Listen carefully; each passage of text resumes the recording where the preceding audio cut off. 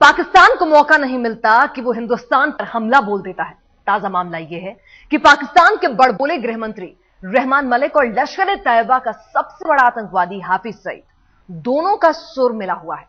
दोनों ने दुष्प्रचार शुरू कर दिया है कि बॉलीवुड स्टार शाहरुख खान की जान को खतरा है और अगर वो चाहें तो पाकिस्तान में आकर राजी खुशी रह सकते हैं।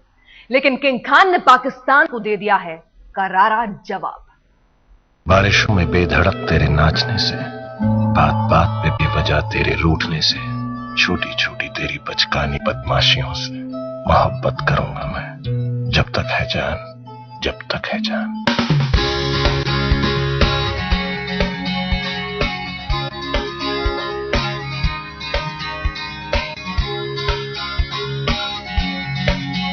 न खानदानी रसूख, न बॉलीवुड में कोई गॉडफादर, लेकिन 22 साल से माया नगरी में शाहरुख खान की ऐसी शख्सियत बनी कि रुपहला पर्दा उनके सामने छोटा लगने लगा। दीवानगी उनके नाम के आगे पीछे दौड़ने लगी। करोड़ों दिलों की धड़कनें शाहरुख के नाम पर चढ़ने उतरने लगी। दुनिया उन्हें किंग खान कहने लगी तो बॉलीवुड ने बॉक्स ऑफिस का बादशाह।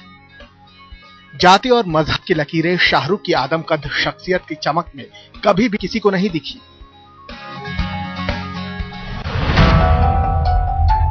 मगर उसी शाहरुख ने एक पत्रिका में एक आर्टिकल क्या लिखा, पाकिस्तान उनके बहाने हिंदुस्तान पर निशाना साधने लगा। Well, let me first tell you, he is born Indian, he would like to remain Indian. But I will say, request to the government of India, please provide him security.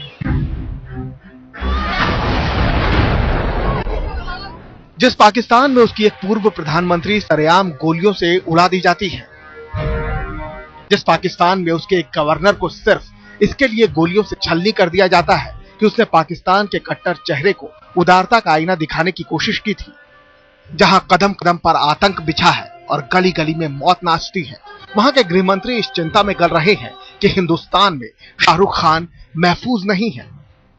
Well, let me first tell you, he is born Indian, he would like to remain Indian.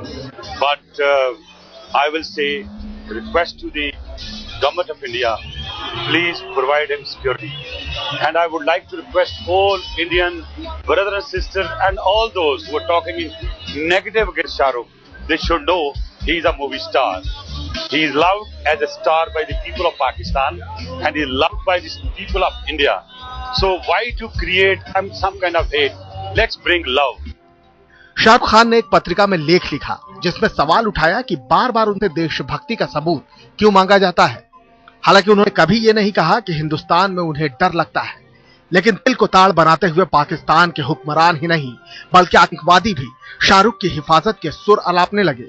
Shahrukh Khan को पाकिस्तान में सुरक्षा देने का दम वो आतंकवादी हाफिज सईद भी भरने लगा जो 26/11 का सबसे बड़ा गुनहगार है और पाकिस्तान कई बार जिसके इशारे पर चलता है। मैं शाहरुख को ये कहता हूं कि अगर मसला यही है, तुम्हें इस्लाम की वजह से सताया जा रहा है, तो तुम पाकिस्तान आ जाओ, इंशाल्लाह पाकिस्तान के अंदर उनको इज्जत मिलेगी। जिस पाकिस्तान से अपना घर संभालते नहीं बनता, जहां आतंकी बंदूकों और फौजी बूटों की आहट हर पल मौत की दस्तक सुनाती है, वो पाकिस्तान और उसके आतंकी से लेकर सत्ता में बैठे हुक्मरान तक शाहरुख के बहाने हिंदुस्तान की सुरक्षा व्यवस्था और धर्मनिरपेक्ष छवि पर हमला बोल रहे हैं। लेकिन पाकिस्तान को करारा जवाब मिला है शाहरुख से। आज तक ब्यूरो। शाहरुख खान के लिए कोट ढाल बनाकर पाकिस्तान ने हिंदुस्तान को नीचा दिखाने की कोशिश की, लेकिन जवाब में शाहरुख ने पाकिस्तान पर ऐसा पलटवार किया कि उसकी बोलती ही बंद हो गई। शाहरुख ने जमाने को सुना दिया कि उन्हें हिंदुस्तान में किसी तरह का कोई खतरा नहीं और ना ही उनकी देशभक्ति पर कोई सवाल खड़ा कर सकता है। मैं जानता था कि 9/11 में मरे अनगिनत मासूमों की मौत की कीमत पूरी इंसानियत को चुकानी होगी। सिल्वर स्क्रीन पर यह बादशाहत इसलिए है क्योंकि शाहरुख का सरनेम खान है। कोई भी सवाल का जवाब देगा बिल्कुल नहीं। मेरा नाम खान है और मैं टेररिस्ट नहीं हूं। फिर शाहरुख का नाम लेकर पाकिस्तान ने हिंदुस्तान पर हमला क्यों बोला? इसकी खोजबीन शुरू हुई तो सामने आया एक मैगजीन में शाहरुख के लिखे एक लेख का कुछ अंश, जिसे पाकिस्तान ने शाहरुख की यातना की दास्तां के तौर पर पेश किया। मैगजीन में शाहरुख ने लिखा था, ऐसे कई मौके आए जब मुझ पर अपने मुल्क से ज्यादा पड़ोसी देश की हिमायत करने की तोहमत लगाई गई। ये इसके बावजूद हुआ कि मैं एक हिंदुस्तानी हूँ जिसके पिता ने हिंदुस्तान की आजादी की जंग लड़ी। रैलियां निकाली गई जिनमें नेताओं ने मुझे नसीहत दी कि मैं अपने असली मुल्क लौट जाऊं। मैं कभी कभी नेताओं के लिए अनायास मुद्दा बन जाता हूं, जो मुझे देश के खिलाफ सोच रखने वाले मुस्लिमों की मिसाल के तौर पर समझते हैं। बात का बतंगड़ इसलिए भी हुआ क्योंकि शाहरुख ने यह भी लिख मारा था कि अपने बच्चों का नाम मजबूरी में तय किया ताकि उनके नाम से किसी मजहब की सूरत न झलके। मैंने अपने बेटे का नाम आर्यन और बेटी का नाम सुहाना रखा ताकि वो क्षेत्रीयता और मजहब के दायरे से परे रह सकें। मैंने अपने बच्चों के नाम कंठस्थ कर लिए हैं ताकि अगर गैर मुसलमान पूछें तो मैं आर्यन को उनके नस्ल का होने के सबूत के तौर पर पेश कर सकूं। मैं सोचता हूं कि इससे मेरी औलाद बेवजह मुल्क से बेदखली के हुक्म या गाहे बगाहे जारी होने वाले फतवों से बच जाएंगे।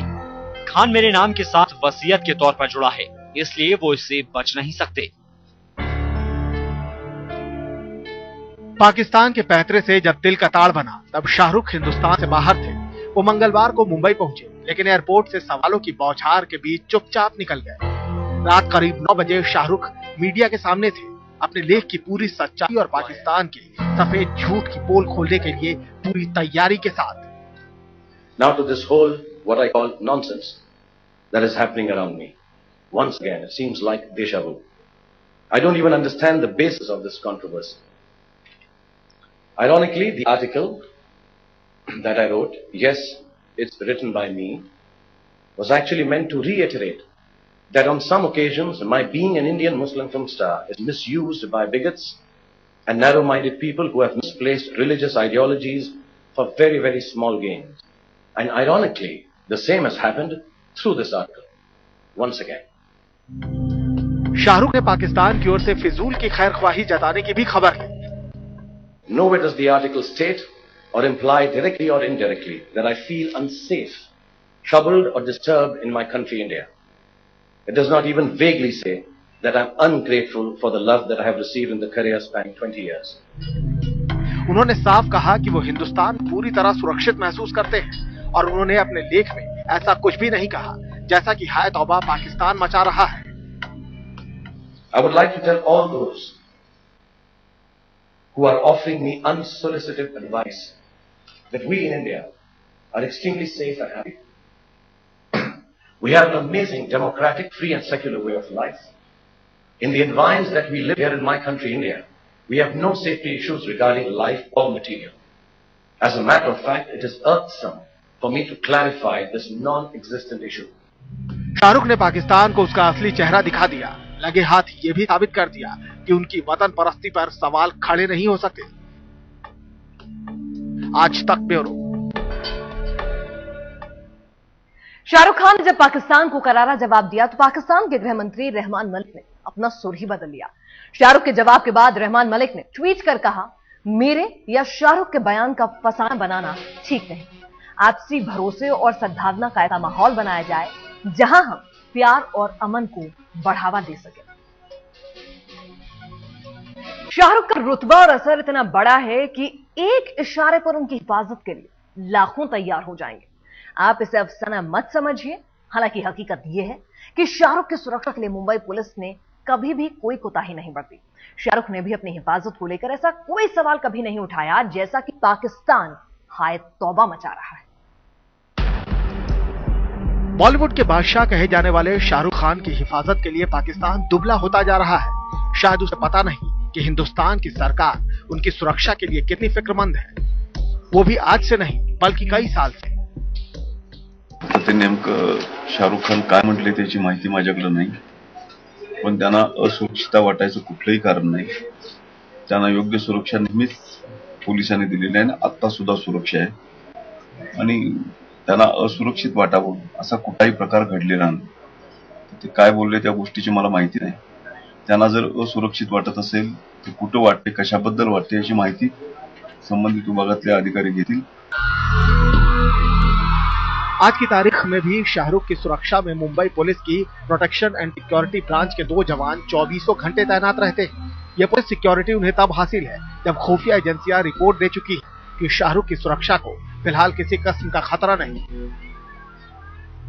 इससे पहले जब शाहरुख को सच सुरक्षा की दरकार थी, तब मुंबई पुलिस ने उनकी और उनके परिवार की हिफाजत के लिए 8 जवान तैनात कर रखे थे, जो 2 शिफ्टों में 24 घंटे उनके इर्द गिर्द सुरक्षा घेरा बनाए रखते थे। शाहरुख को मुंबई पुलिस ने पहली बार 8 जवानों का सिक्योरिटी कवर 2008 में मुहैया करवाया। उस वक्त शाहरुख को आतंकी संगठन इंडियन मुजाहिदीन ने धमकी दी थी। 2011 में जब शाहरुख ने आईपीएल में पाकिस्तानी खिलाड़ियों की पैरवी की, तो शिवसेना ने उनके खिलाफ विरोध प्रदर्शन शुरू कर दिया। तब मुंबई पुलिस ने 8 जवानों का सुरक्षा घेरा जारी रखने का फैसला किया था, लेकिन पाकिस्तान ने सवाल उठाया तो उसे करारा जवाब मिला भारत सरकार से। सर, वो रहमान मलिक ने सर बोला है कि शाहरुख खान को सर भारत सरकार protection they. We are quite capable of looking after the security of our own citizens. Let him worry about the security of his own. ये सरकार का ये मानना रहा है कि चाहे अक़लियत हो चाहे अक्सरियत हो, भारत के संविधान के हिसाब से हर व्यक्ति को बराबरी का हक है और हमने सदा ये कोशिश की है कि चाहे निजी सुरक्षा का मामला हो चाहे संवैधानिक हकों का मामला हो, हर व्यक्ति को एक ही नजर से देखा जाए। शाहरुख की सुरक्षा में कटौती करीब 15 दिन पहले ही हुई थी, लेकिन अब नए सिरे से उनकी सुरक्षा की समीक्षा की जा रही है ताकि चाक चौबंद सिक्योरिटी घेरा तैयार कर उन्हें बताया जा सके कि हिंदुस्तान में पूरी तरह महफूज है शाहरुख खान। मुंबई से मुनीश चंद्र पांडे के साथ शमशेर सिंह, दिल्ली आज तक। बॉलीवुड में शाहरुख खान किसी के सहारे लिफ्ट नहीं हुए, बल्कि बुलंदियों को छुआ तो अपने हुनर और काबिलियत की बदौलत। शाहरुख कभी अभिनय के एक रंग में नहीं रंगे, बल्कि बहुरंगी अदाकारी से दुनिया को अपना दीवाना बना दिया। तभी तो शाहरुख के नाम पर सबसे ज्यादा दौलत भी बरसती है और शोहरत भी।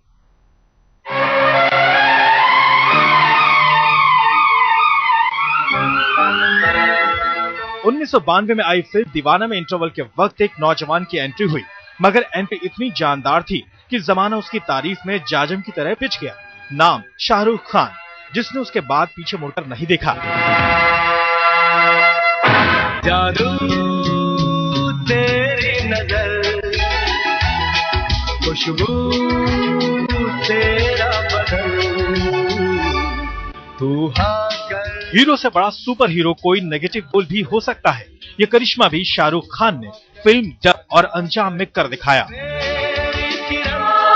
लेकिन खलनायक को नायक बनाने वाले शाहरुख ने बाद में ऐसी फिल्में भी की जिसमें उनकी रोमांटिक अदाएं लाखों करोड़ों दिलों की धड़कनें बढ़ाने के लिए काफी थी। दिल वाले दुल्हनिया ले जाएंगे मील का पत्थर साबित हुई। इसके बाद तो आलम यह था कि शाहरुख खान का नाम फिल्म की कामयाबी की गारंटी बन गया।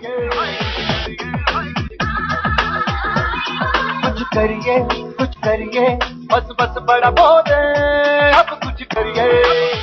चक दे इंडिया और स्वदेश जैसी फिल्मों में शाहरुख लीग से हटकर नजर आए।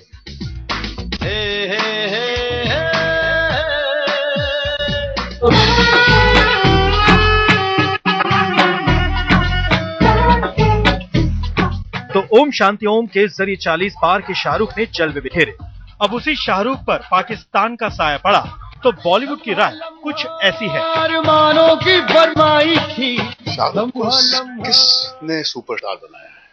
इस मुल्क की आवाम ने सुपरस्टार बनाया है। तो ये कहना कि यहाँ पर एक मजहब से क्या होने वाले के नाते उसे शायद पीनलाइज किया, ये बिल्कुल बेसलेस है। 2 दशक लंबे फिल्मी करियर में शाहरुख का सिक्का किस कदर चल रहा है, इसकी झलक फोर्ब्स पत्रिका की ताजा तरीन लिस्ट से भी मिल जाती है। फोर्ब्स ने शाहरुख को हिंदुस्तान का सबसे महंगा सेलिब्रिटी बताया है। शाहरुख ने अक्टूबर 2011 से सितंबर 2012 के बीच करीब 200 करोड़ रुपए की कमाई की। इस शाहरुख की पहचान दुनिया में है, लेकिन विवादों के बीच भी वो कहते हैं फिर भी दिल है हिंदुस्तानी। आज तक ब्यूरो। पाकिस्तान को शाहरुख से मिले करारे जवाब पर इतना ही।